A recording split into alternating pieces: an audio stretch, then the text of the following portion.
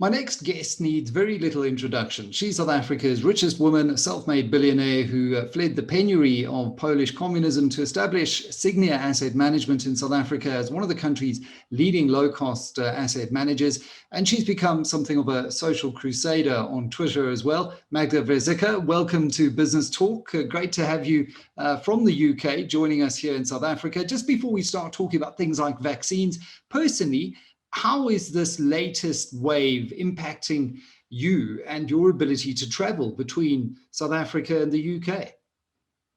Michael, thank you for having me. It's a complete disaster, obviously. I was in South Africa in December, flew out to the UK, and of course in the UK they've gone into a very, very hard lockdown, which I think economically is a disaster.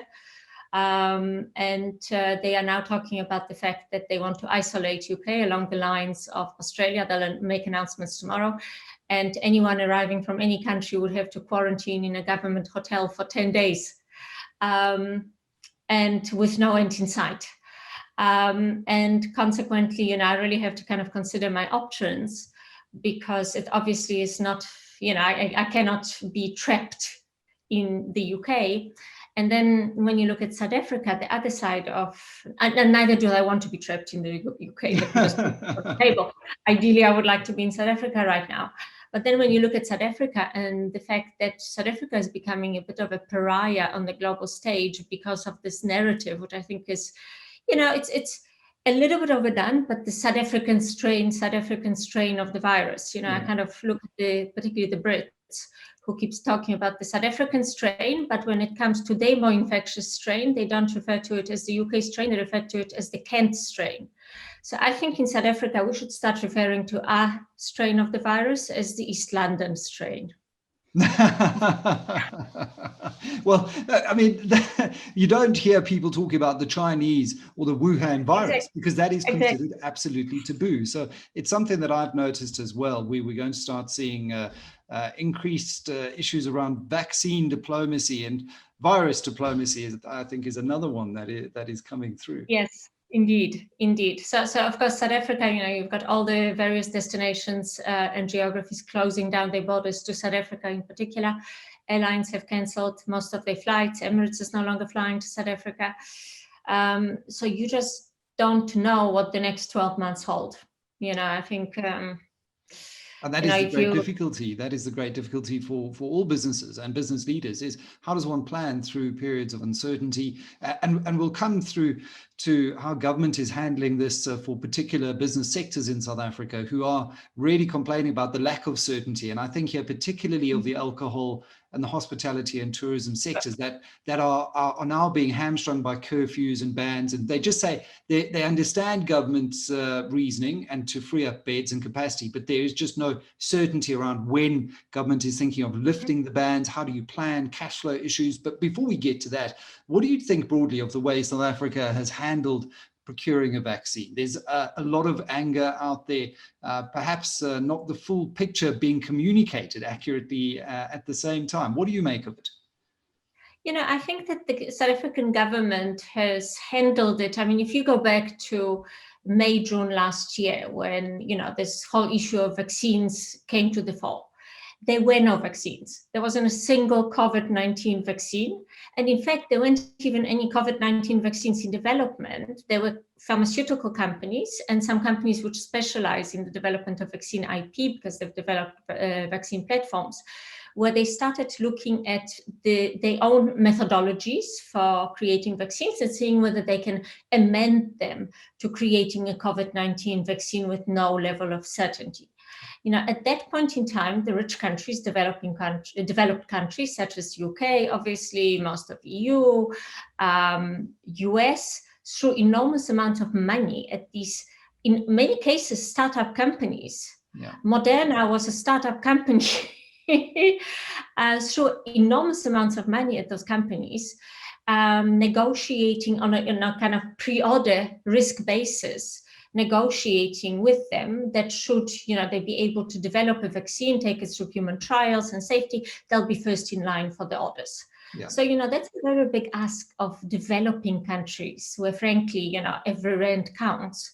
to now start taking risks on companies which might actually develop nothing. So, that is one thing. And obviously, hindsight is perfect science. So then saying, but, they did succeed. Well, unfortunately, May, June, you had no security they would. Yeah. Now, the reality of it is that developed markets have pre-ordered, they are pre-stocking. And, I've always, said when this pandemic started, I have said from a macroeconomic, not even vaccine perspective, that because this pandemic is affecting every single country in a similar manner, it's every man for himself. Yeah. No one is going to stand as a collective. It's everybody for themselves. And I think this is what we are seeing, not only economically, but this is what we are seeing play itself out in the vaccine space. Now, from South Africa's perspective, obviously the issue is vastly complicated by the fact that we do have this South African strain of the virus, which is not an insignificant mutation in terms of how the virus now penetrates the cells. And there is a big question mark over whether the vaccines that have been developed to date will work against that strain or not.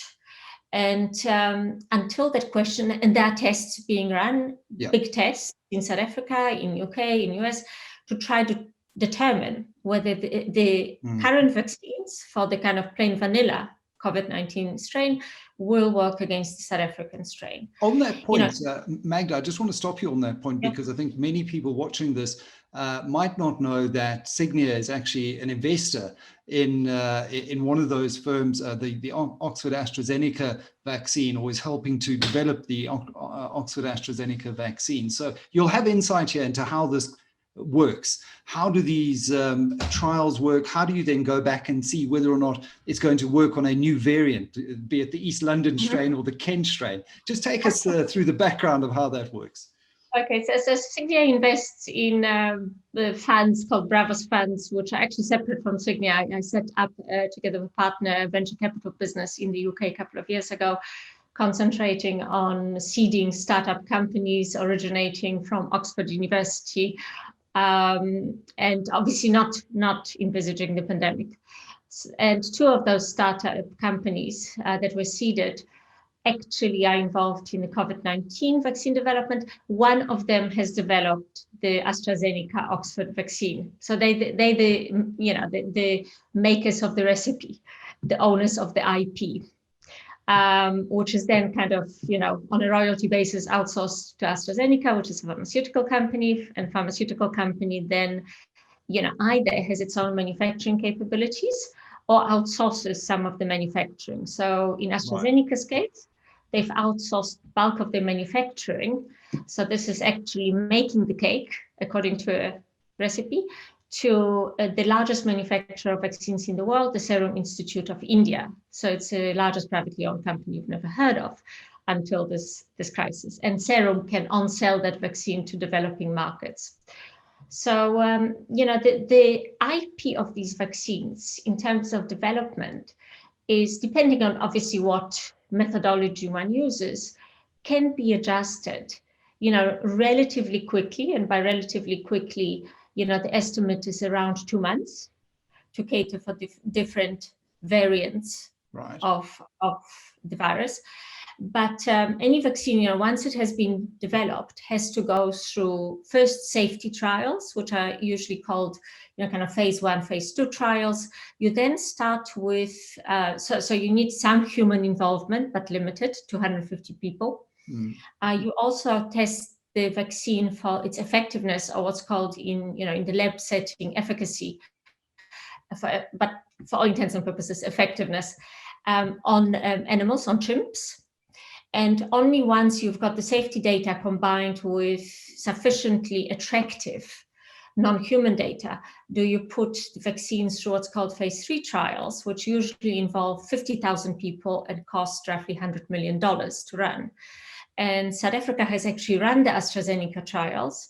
But again, so you can see the numbers now. So the companies that took the risk on the development of these various vaccines funded phase 3 trials. So we're not talking about 2 or 3 million rand that gets put on the table. It's a couple of billion rand that gets put on the table in order to fund a phase 3 kind of trial. And it's only then that you know. So if there's a new strain, again, you might not have to go through the safety testing because you've already done the safety testing on this kind of a vaccine, but you would have to put it through a phase 3 trial again to see if it's effective against the new strain of a virus. Remarkable. So, it sounds a little bit more scary than it is. Phase 3 trials usually take between 6 weeks to 2 months. Yeah. So it's not, some turnaround times are the big issue here, Magda, as well as money. Right. Obviously, if we are to ensure that we get our hands on a updated version of the AstraZeneca Oxford vaccine, for example, and there are other variants out there, we might be competing with the Brazil or a UK. How do we ensure that we can be front of the queue this time? Would we have to pre-fund some of those phase 3 trials? What would that process entail? Everything in life boils down to good negotiations. So we would have to start negotiating, and part of negotiations is a quid pro quo negotiation. So effectively, what can we pre-fund? What can we facilitate potentially in terms of trials as a country? Because, Johnson & Johnson, AstraZeneca use South Africa. South Africa has a great scientific community and is very often used for clinical trials for new vaccines. So this is nothing new to South Africa. This is something we can organize very easily. Yeah. So it's these kind of trade-offs where you basically negotiate a deal in a transaction. And, obviously we are late to the ordering game for the existing vaccines. It's not impossible, incidentally, to order the existing vaccines. It's not even impossible to do so at reasonable pricing, by the way. But I think that, obviously our question is it worth it, right, at this point in time, until we know if those vaccines will work against the South African current dominant strain or not. That is a big question. And considering that Johnson & Johnson is also busy with its phase 3 trials, potentially a single dose vaccine, but slightly more expensive, it would seem to be jumping the gun to be procuring vaccines just at this stage. But to put a timeline on it, how long before we know whether or not this new variant requires an upgrade to the vaccine? So, my understanding it is, but take it for what it's worth. When you ask scientists, they'll say it's a matter of weeks. I think it's a matter of a couple of months. Right. I would put an estimate of about 6 weeks on it before we know to what extent. So look, all the vaccines that are in existence will be to some degree effective against the South African strain. So it's not as if they're all going to go down to zero and they just don't work. But the minimum standard of effectiveness for a vaccine to be regarded as, being of any substance, it has to be at least 50% effective, right, or has a level of 50% efficacy. Now, the Pfizer Moderna vaccines, which are these very modern vaccines, but they have to be stored in the -70, -20 degrees. mRNA, yes. mRNA vaccines. Storages, those vaccines already have around a 95% efficacy level. So the expectation would be for those vaccines, even if the South African strain is slightly resistant, if there's a 20% drop in efficacy, relative to the South African strain, it's still an effective vaccine because you're still above 50% level. The interesting question will be around Johnson & Johnson AstraZeneca, because AstraZeneca came out with, and this is actually, all South Africa's era, by the way, in the testing of the vaccine, but the range is between 70 to 95% efficacy, and consequently, there, a 20% drop in efficacy could make the existing AstraZeneca vaccine not effective against the South African strain. Johnson & Johnson, we don't know yet because it's actually in phase 3 trials as we speak. Right. That then becomes quite material. Indeed. So the thing is that there's never too early to start negotiating, as we have learned, because I think if we haven't learned the lessons of last year, we should be learning them now. So there is never too early to start negotiating a deal, which obviously is contingent on vaccines working against the South African strain. And unfortunately now, obviously, the negotiations have become more complicated because you have to negotiate both with the companies developing the IP, or the pharmaceutical companies, or in Oxford's case, a company like Vasitec, which sits behind AstraZeneca. And then you have to start negotiating with the manufacturers, the makers of the cake, to adjust their manufacturing processes to manufacture this new vaccine. Now, to achieve that, you obviously have to order in volume, because, as we have seen with the 1.5 million AstraZeneca doses, which, by the way, is just us with a begging bowl, and Serum Institute of India being really, really nice to us and giving us a little bit, no negotiating power, really. Countries are ordering, in hundreds of millions of doses of the vaccine. When you are ordering 1.5 million, I thought they were actually quite nice to us on the pricing. And everyone's been making a fuss that we are paying almost double of what the EU are getting. But and I get your point, when the economies of scale are that out of whack, one can understand why we are paying what we are paying there. And the big question still remains as to whether or not the new variant will require a modified vaccine, because one doesn't want to be pulling the trigger and then having spent all that money on vaccines that effectively won't be as effective as we hope for the South African population. I mean, that said, there are all kinds of questions for travel, for example. If you're going to travel between the UK and South Africa, Magda, you would obviously want a vaccination for the East London strain. Have you had a vaccine yet? No. Look, I'm on, I pay medical insurance. South Africa pay medical insurance in the UK. I'm on the standard system, NHS. I'm in the queue alongside everyone else. They're rolling out the vaccine according to age groups. They started with 80-year-olds. They now have moved on to 70-year-olds. At some stage, they'll move at 65-year-olds and people with comorbidities. I happen to have rheumatoid arthritis, and I take drugs which basically mean I'm very deeply immunosuppressed.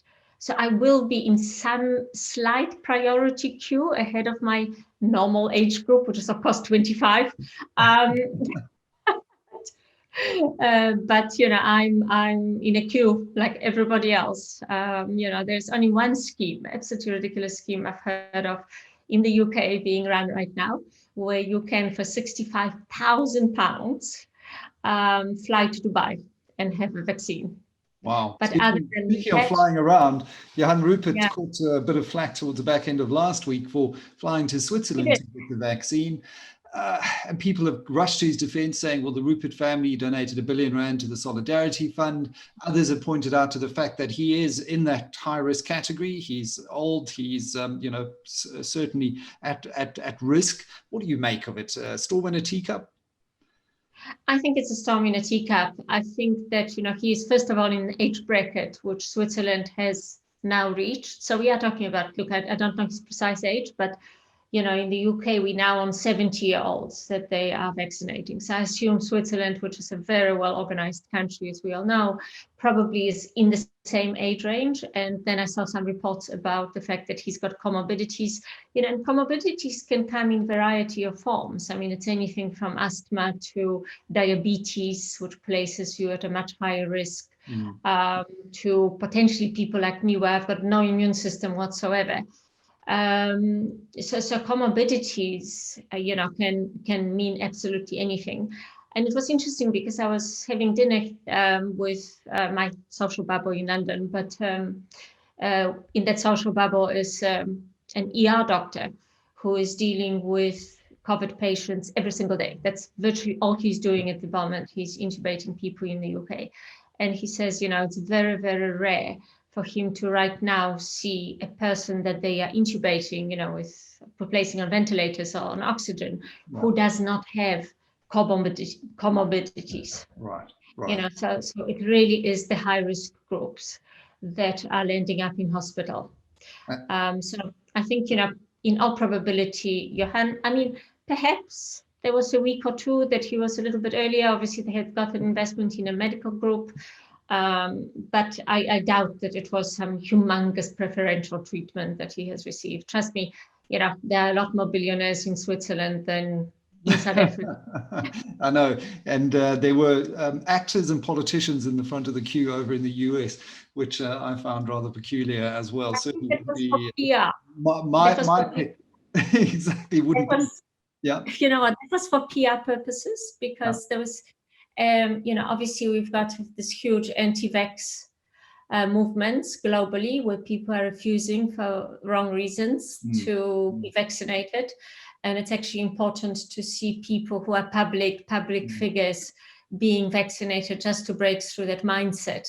And I think in South Africa, the surveys show that up to 50% of people are probably fall into that kind of category, who are deeply suspicious, anti-vaxxers, anti-science. So that is going to be on a social messaging front. One of the key challenges for government. Are you working with government at all? Are you advising behind the scenes with your insights and the access that you have, Magda? Magda, I answer questions when I'm asked. I provide advice when I'm asked. And let's leave it at that.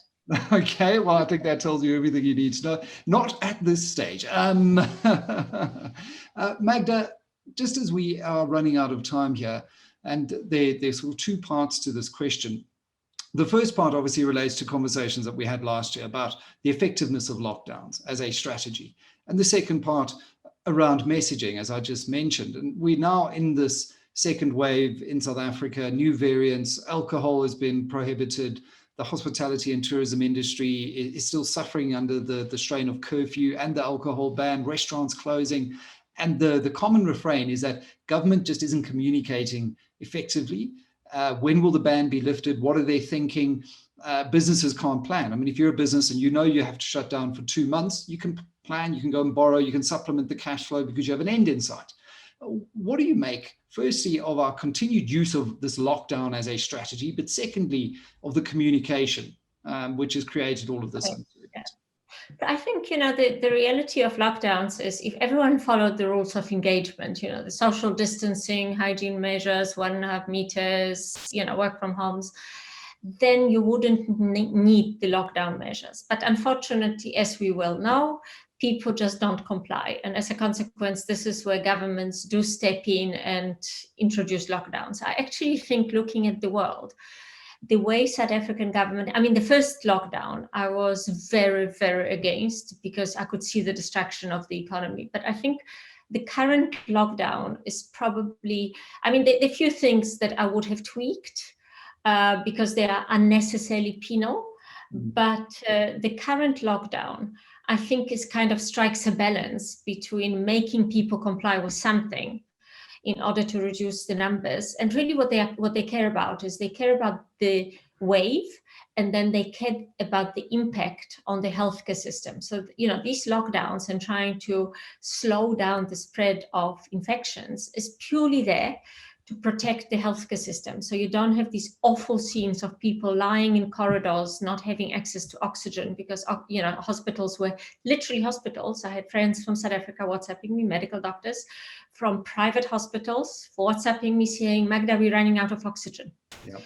In the hospital setting. So this is why, and I actually think our lockdown is not sensible. I probably would extend the curfew till 9:00, give restaurants a bigger chance, in terms of doing business. Obviously, there are big question marks around alcohol and the impact that alcohol has on emergency room admissions. Unfortunately, in the South African context, it does. So when you are at the peak of the wave, you want to slow down those admissions. But I think we are getting over the curve again. Yeah. But the expectation, all of this is dropping, and I suspect that some of the measures will be, kind of loosened again in the coming weeks. Mm-hmm. But next wave is expected to hit South Africa between May and June again. Middle of winter. So it's cyclical. It is unfortunately cyclical. But, I look at UK, where they've locked everyone down, and you don't want to know about the carnage, economic carnage in the UK right now. It is literally, you walk down the street and every second business, every second shop, every second little coffee shop is going out of business. For those of you that know Oxford Street, Topshop is gone, Debenhams is gone, Nike store is gone. Wow. So the impact here of these like mass lockdowns is just absurd. So I can't help feeling that, relative to what's happening in the UK, South Africa is actually taking a very pragmatic approach to the lockdown measures.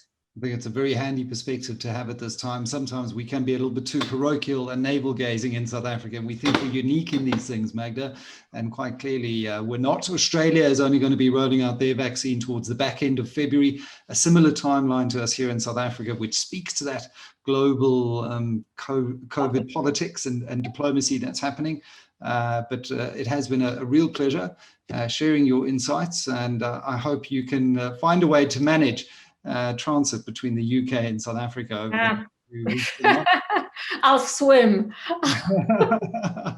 Magda Wierzycka, CEO of Sygnia Asset Management, talking to us here on Business Talk, here on Business Tech, about vaccines, vaccine diplomacy, and lockdowns.